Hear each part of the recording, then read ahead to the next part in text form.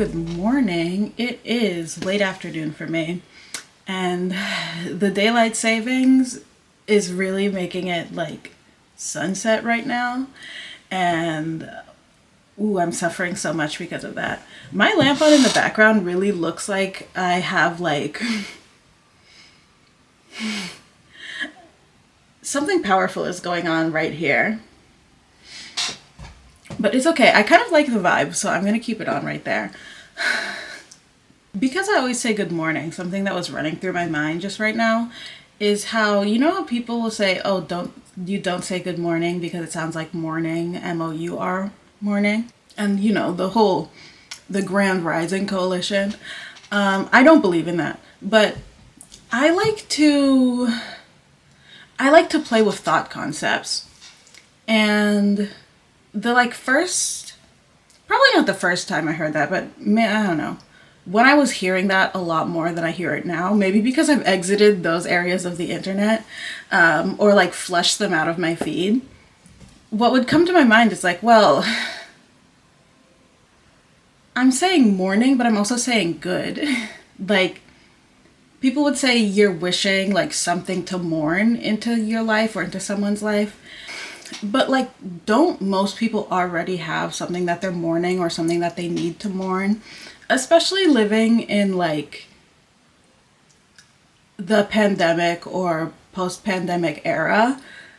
Like, aren't most people mourning something in their life? I know I am. I know I have stuff that like I'm mourning over, and mourning is a process of healing. So I don't think even if I am saying M-O-U-R-N, morning, there's something wrong with wishing someone a good morning. That's really taking it more seriously than I want to. But I have been, and this is what I really wanted to talk about, I have been stressed out for the past like 4 months. And I think some of that like morning energy is really coming to the forefront of that. Especially with Mona Leo's album, Who Did the Body. That album made me so emotional, and I'm someone who, I have not had any negative experiences with death yet in my life. That's something that I'm kind of scared or like anxious about, because I know as I get older, that's going to become inevitable. And I'm really afraid. So that's had me like torn up, but I think it's just like the pent-up stress in me and like pent-up anxiety that's contributing to that. And then also that song that's like getting a lot of like attention on TikTok as a meme right now, I wish heaven had a phone. The 1 2 1 2 3 release us. A lot of people are clouding on this song or like reading into it as ironic or enjoying it as ironic, but it like deeply captivated me like the first time I heard it. Nisi, the singer, I think that's how her name is pronounced, but if I'm wrong, please forgive me. I like the way that she sings it in the like balloon release video. A lot of people say, oh, she's just hooting and hollering, but it's very cathartic to me. It reminded me, I was ranting about this to someone, of like, you know how in some cultures people will or like used to hire like funeral mourners, or maybe not even hire, but like people would do this at funerals where you perform despair in a really over the top manner where you're like ripping your clothes, wailing, like tearing your hair out, like kind of thing. And they do that so that the people who are more socially confined and constricted and not able to access or express that level of emotion, so they can receive catharsis through watching that. That's what she reminds me of when she's like really like going in. And then obviously she has like her studio version of the song and like other live performances where she's singing it in a more like regular way that people would consider to be better. But I like all the versions. I think it's a good song and she's a good singer. And people need to put respect on her name. She's doing her big one. And I do hope to see more work from her. I have like some songs that like when I'm really in a low mood, they really carry me for a long period of time. There are other songs like that. Like there's a lot of Judy Sill songs that I'm like, okay, let me put this on and like scream in my car. A little while ago, I was like, oh my God, I've been stressed the entirety of the month of October. And then I was like, I was stressed in September too. And I kept thinking back and the stress kept going further and further back. I think it had been starting to like rise to its peak around August because I was having some like health issues with my eye. Even that goes back to like April or May, where I first started having issues and everyone was like, you probably have allergies. You have allergies. I went to urgent care and they're like, allergies probably. They gave me a prescription and they were like, use this for two weeks and come back if it doesn't go away. It didn't. I went back. No, I had a referral to like an eye doctor. So I went to that eye doctor and finally it was confirmed that it wasn't allergies. If you feel something wrong in your body, don't let other people downplay it because you know how you're supposed to feel. And I was really like, no, I don't have allergies. I don't get allergies. And that could have very well been me being delusional. But asides the point, at the second eye visit, they were like, oh yeah, something's wrong here. They were like looking into my eyes. What it ended up being was a blocked tear duct. The doctor, she tried to flush it out and the solution, it's supposed to come down through your sinuses, through your nose, and you're supposed to like maybe even taste it in the back of your mouth. For me, I was lying down, so she is flushing my eye and the water comes just out the other side of my eye and like it goes into my hair. And they were like, oh, it's like really blocked. So it's, you know how sometimes getting a diagnosis is where it's like, oh, this is really validating, but it's also like, uh-oh, now I have something to deal with. So then I had to go to a third doctor, and here's where the stress really begins, because it was the end of August, so it was around my birthday, and I had 3 days of PTO left. So I had already taken 2 days for my birthday, and then I was told I need to go to a third doctor's appointment. So I was like, okay, I have no more PTO left for the last 4 months of the year. Excellent. Then there's like the ambient stress, like the stress around like my birthday. That was a whole different thing. Because I was trying to get people together and everyone was like, I'm out of town. Like, be alone. And I didn't end up being alone. But it was like I was organizing, celebrating my birthday around everyone but me. And it be like that sometimes if you want to get people together, but it feels bad. And it's like my friends are willing to like work with me and stuff, but if you have like a trip or a vacation planned or like a family thing, like obviously that comes first versus me being like, I want to go to Dave & Buster's. Like, all right. So I go to that other appointment on my last day of PTO. That doctor, she basically tried to do the exact same thing, where flushing out my eye and like it came out the other side again. And then she looked at my nose. So she was like, oh, it's super blocked. Then she looks at my nose with a camera and she's like, oh, your whole nose is blocked. So it turns out I had a deviated septum, and I also had a blockage in my tear duct, but that's what I noticed because what the first eye doctor had seen was I had like an eyelash, like poking into my eye and like irritating it. So then that's why I was like, my eye was like tearing incessantly. So that doctor told me like, okay, your tear duct is blocked, but you're tearing because there's an irritant.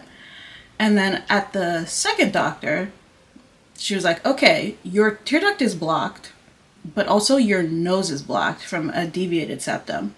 And it wasn't until the days like following that where I was noticing like out of this side of my nose, I was breathing at like 30%.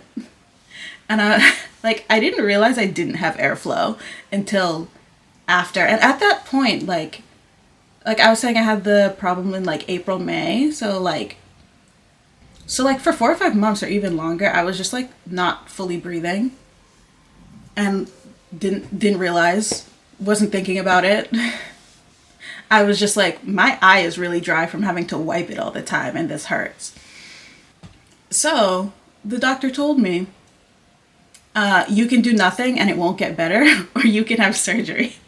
So I was like, okay, well, I'll take the surgery. So I started getting that going, and I had to go to like multiple other appointments to even like set that up. And that's its whole own thing. But to reiterate, I had no PTO.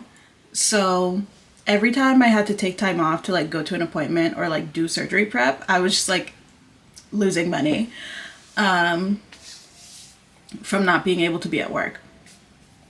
So that was really stressful. And also at the beginning of October, so like all of September was like surgery prep. But also it was vacation prep, because at the beginning of October, I went up to the woods. And because I had like taken time off for that, but because I had already paid for it and I couldn't get a refund, there was no point in me like canceling my vacation and just basically losing the same amount of money. And also like, I did need a vacation. So like, I'm very glad that I still went. There was no point in me not going. But I was also like really stressed out about like packing, preparing, and then like doing the drive by myself.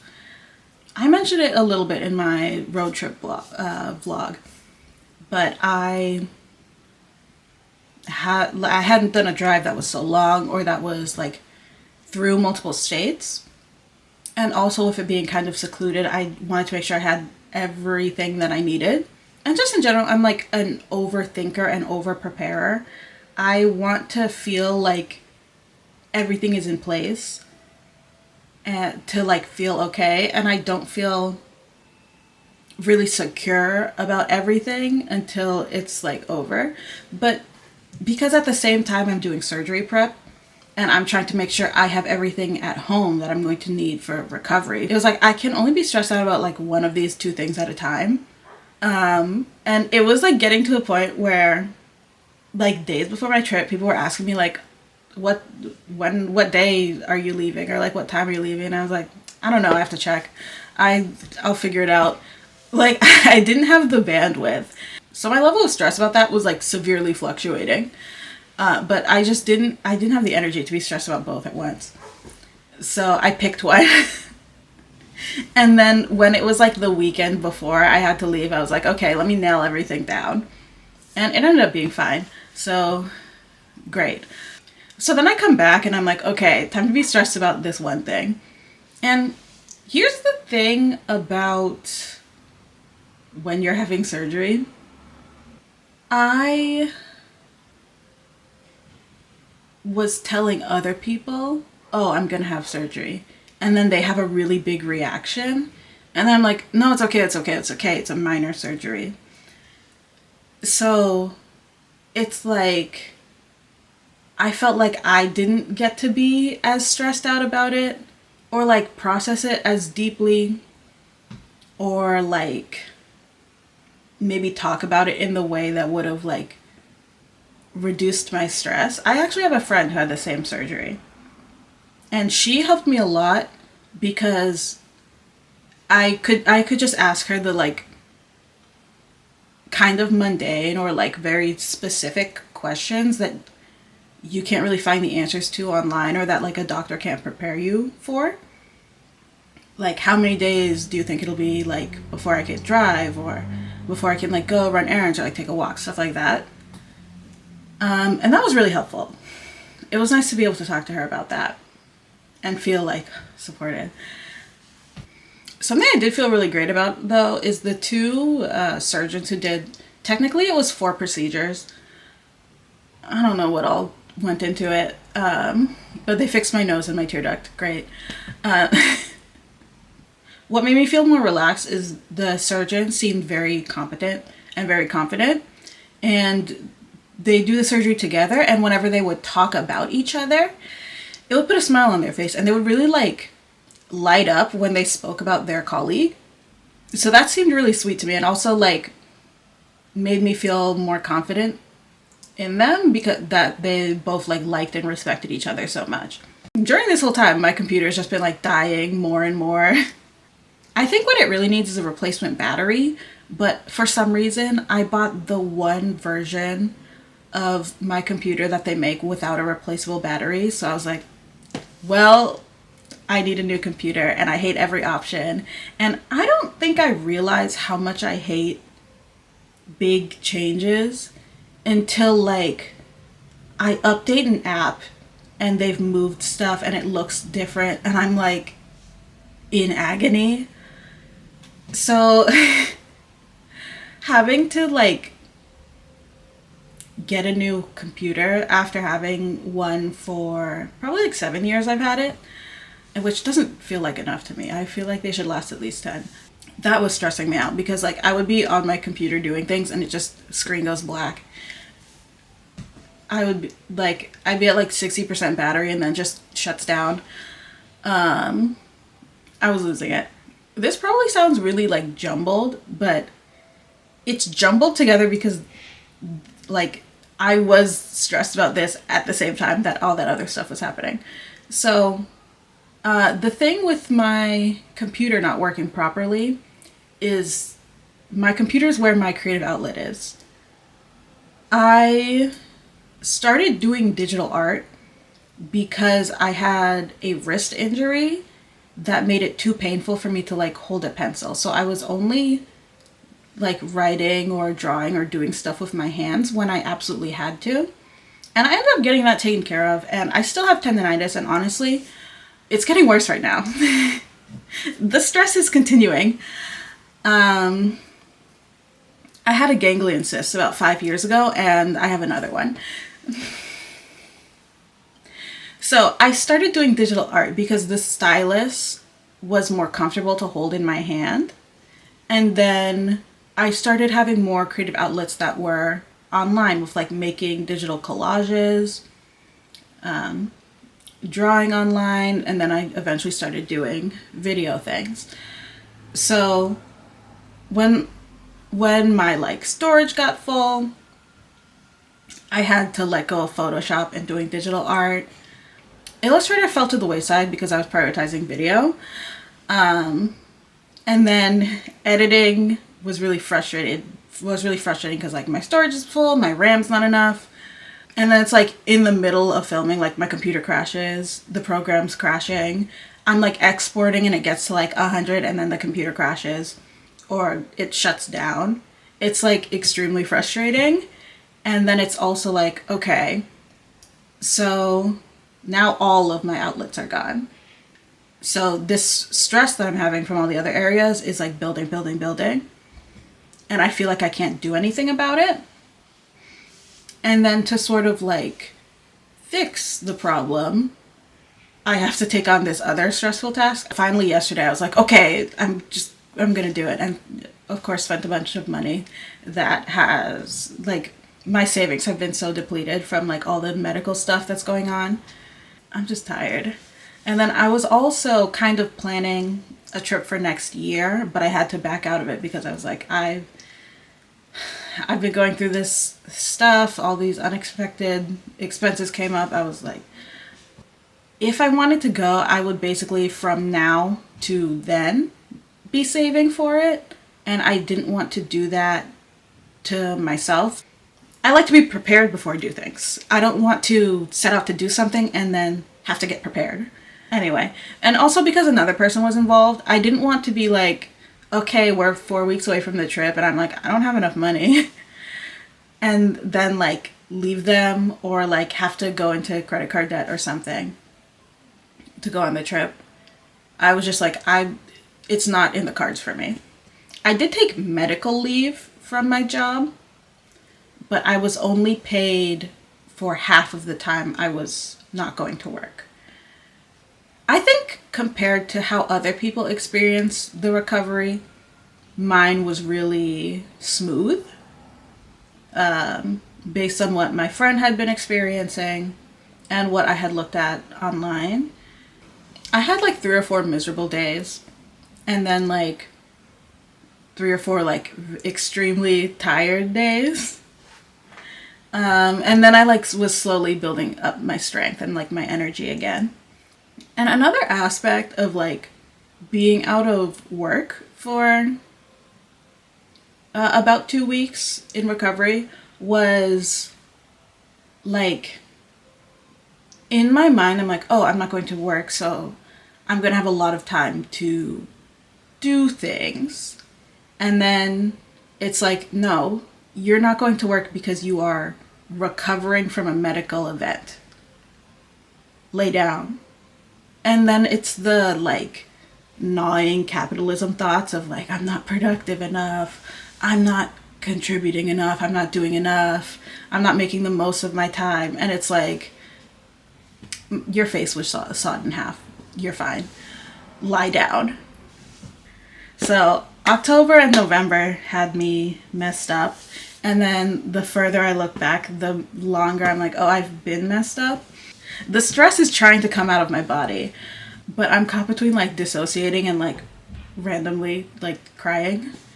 That's the other thing about like the with tearing being my primary symptom of this thing is I was like, is this from stress? Like, is this a psychosomatic thing?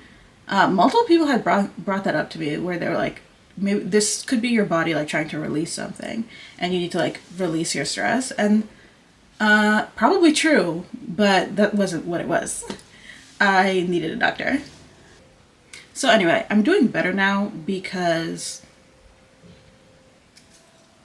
a lot of these things have just been resolved by time. Okay, so that's gonna be it for me. I'm feeling more light of heart, and hopefully things are on the up and up. Hopefully. If you like the video, like the video. If you have something to say, leave a comment in the comments. Share if you want to, subscribe if you want to, you know. Do as you wish, but, you know, be nice. Also, here's my shirt. On to the Doechii concert. Okay, bye.